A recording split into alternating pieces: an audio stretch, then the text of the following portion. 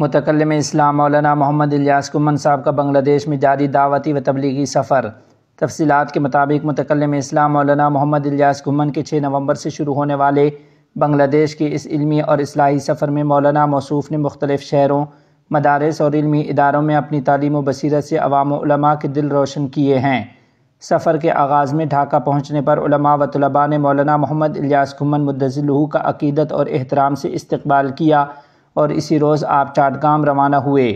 جامعہ عربیہ اسلامیہ جیری پٹیا کے 2 روزہ سالانہ اجتماع کے پہلے روز آخری نشست میں فقہ کی ضرورت و افادیت پر علمی خطاب کیا اور رات کو علماء کے ساتھ نشست میں فکری اور فقہی امور پر تبادلہ خیال ہوا۔ جمعۃ المبارک 7 نومبر کو جامعہ عربیہ اسلامیہ جیریہ کے 2 روزہ سالانہ اجتماع کے دوسرے روز مولانا محمد الیاس کمن صاحب نے خطبہ جمعہ میں امام اعظم ابو حنیفہ رحمہ اللہ کے مقام و مرتبہ پر روشنی ڈالی اور فقہ حنفی کی بنیادوں پر مفصل گفتگو فرمائی۔ اسی دن رات ڈھاکہ میں سیرت النبی صلی اللہ علیہ وسلم اور عظمت صحابہ رضوان اللہ علیہم اجمعین کے عنوان سے ایک عظیم الشان کانفرنس منعقد ہوئی، جس میں مولانا محمد الیاس کمن نے خصوصی خطاب فرمایا جو نہایت مؤثر اور جذبہ ایمان سے بھرپور تھا۔ 8 نومبر کو قومی علماء کانفرنس میں مولانا محمد الیاس کمن نے مہمان خصوصی کی حیثیت سے شرکت کی اور عصمت انبیاء اکرام علیہم السلام، عظمت صحابہ رضی اللہ تعالی عنہم اور علماء دیوبند رحمہم اللہ کی خدمات کے عنوان پر مفصل خطاب کیا۔ مولانا نے واضح کیا کہ اکابرین دیوبند نے ہمیشہ خارجی و داخلی فتنوں کا مقابلہ کیا اور امت آج بھی اسی توازن و بصیرت کی محتاج ہے۔ اسی روز علماء و طلباء کے سوالات کے جوابات بھی بڑے مدلل انداز میں دیے گئے۔ 9 نومبر کو چٹاگانگ جامعہ اسلامیہ عبیدیہ نانوپور میں حضرت نے داعی کی 3 بنیادی ضرورتیں کے عنوان پر خطاب فرمایا، دعوت و تبلیغ کی بنیادی اصول واضح کیے اور کہا کہ داعی کو پہلے خود پیغام سمجھنا چاہیے، وسائل فراہم کرنے چاہیے اور حق گوئی کے حوصلے کے ساتھ آگے بڑھنا چاہیے۔ بعد ازاں رنگا ماٹی میں نو مسلمین کے اجتماع سے ایمان افروز خطاب کیا گیا، حدیث مسلسل بالاولیہ پڑھائی گئی اور اجازت روایت بھی عطا فرمائی گئی۔ 10 نومبر کو صبح 8 بجے رہائش گاہ سے 2 گاڑیوں پر مشتمل قافلہ تحفظ ختم نبوت کانفرنس میں شرکت کے لیے نوباب گنج ڈھاکہ کی طرف روانہ ہوا۔ راستے میں جامعہ محمودیہ نوباب گنج پر ناشتہ اور علماء سے ملاقات ہوئی۔ ڈی ایم کالج نوباب گنج پہنچنے پر عقیدہ ختم نبوت کے نعروں سے فضا گونج اٹھی۔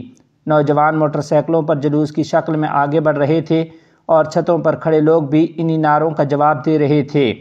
مولانا محمد الیاس کمن نے جہاں پہنچ کر ختم نبوت کانفرنس کے اجتماع کے شرکاء سے اپنے خطاب کا آغاز قرآن کریم کی آیت مبارکہ محمد الرسول اللہ سے کیا اور نام محمد اور مقام محمد صلی اللہ علیہ وسلم کے عنوان پر تقریر فرمائی۔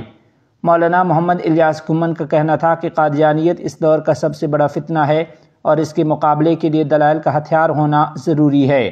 ظہر و عصر کے بعد حضرت نے طلباء کو عظمت صحابہ اکرام رضی اللہ تعالی عنہم کے موضوع پر درس دیتے ہوئے کہا کہ ہر صحابی مومن، حجت، عادل، امت کا افضل فرد ہے اور یاد رکھیں کہ اجماع صحابہ معصوم ہے۔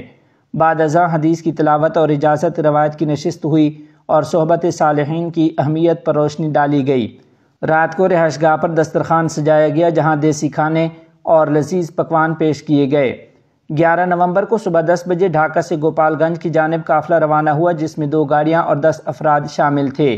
مدرسہ سے 5 کلومیٹر پہلے ہی نوجوان علماء اکرام موٹر سائیکلوں پر استقبال کے لیے موجود تھے اور راستے کے دونوں کناروں سے مرحبا مرحبا متکلم اسلام مرحبا جیسے بلند نعروں کی گونج سنائی دے رہی تھی۔ گوپال گنج پہنچنے پر سفید لباس میں ملبوس اساتذہ و طلباء قطار میں کھڑے ہو کر حضرت کا پرتپاک استقبال کر رہے تھے۔ نماز ظہر کے بعد مولانا محمد الیاس کمن صاحب مسجد میں تشریف لے گئے جہاں تقریباً 4000 علماء و طلباء نے سورہ العصر کی تفسیر سنی۔ بعد ازاں دارالحدیث میں حدیث کی تلاوت اور اجازت روایت کی خصوصی نشست ہوئی۔ نماز عصر کے بعد حضرت مولانا محمد الیاس کمن مدظلہ اشرف المدارس ستی گھاٹا صدر جسر روانہ ہوئے اور وہاں دارالحدیث میں اصول حدیث و فقہ میں احناف کے منہج پر علمی سبق ارشاد فرمایا۔ نماز عشاء کے بعد جیسور میں عام مجمع سے عبادت کی حقیقت کے موضوع پر ایمان افروز خطاب کیا گیا۔ مولانا محمد الیاس کمن نے واضح کیا کہ عبادت محض نماز روزے کا نہیں بلکہ ادائے پیغمبر صلی اللہ علیہ وسلم کا نام ہے اور تخلیق انسان کے مقصد پر حکیمانہ گفتگو فرمائی۔ ناظرین و سامعین، آپ کو بتاتے چلیں کہ یہ دعوتی و تبلیغی دورہ ابھی جاری ہے۔ مزید شہروں، جامعات اور مدارس میں خطابات، ملاقاتیں اور اصلاحی نشستیں طے ہیں۔ یاد رہے کہ یہ سفر بنگلہ دیش کے علمی و فکری ماحول میں نئی روح پھونک رہا ہے اور عوام و علماء کے دلوں میں عقیدہ صحیحہ، علم نافع اور محبت رسول صلی اللہ علیہ وسلم کی تجدید کا سبب بن رہا ہے۔